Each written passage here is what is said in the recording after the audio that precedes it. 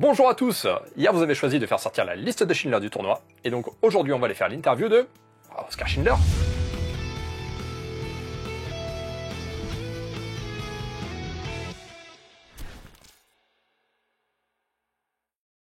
Pour résumer très brièvement le personnage, Oskar Schindler c'est un industriel allemand durant la Seconde Guerre mondiale. Il va embaucher des juifs polonais que les nazis ont parqués dans des ghettos, comme main-d'œuvre pas chère. Mais un jour il va avoir un déclic, et il va se mettre en tête de sauver le plus de juifs possible. Comme pour 12 Years a Slave, forcément j'avais pas trop le cœur à rigoler avec ce sujet, et ce que j'ai essayé de faire, c'est qu'à travers le personnage d'Oskar, j'ai ciblé le film.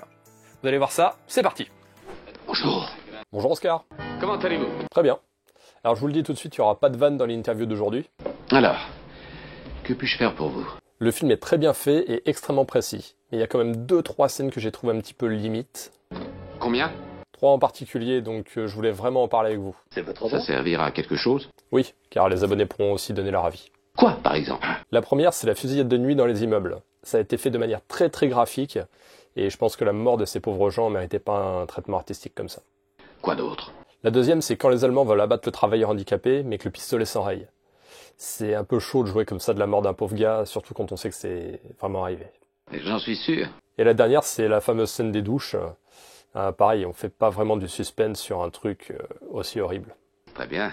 Voilà, sinon merci d'avoir fait ce film nécessaire pour ne pas oublier ces heures sombres de notre histoire. Merci. Voilà, j'espère quand même que cette interview, qui au final est plus un ressenti personnel, vous aura plu. Et n'hésitez pas à me dire en commentaire si vous pensez la même chose que moi, ou si c'est juste que j'ai une sensibilité exacerbée. En attendant, si vous n'avez toujours pas voté pour le dernier quart de finale du tournoi qui oppose Braveheart à Gladiator, eh ben vous pouvez le faire sur la vidéo d'hier, juste ici. Je vous donne donc rendez-vous demain à 16 h pour voir le résultat de vos votes. Sur ce, prenez soin de vous et de vos proches, c'est très important. Et allez, ciao bisous!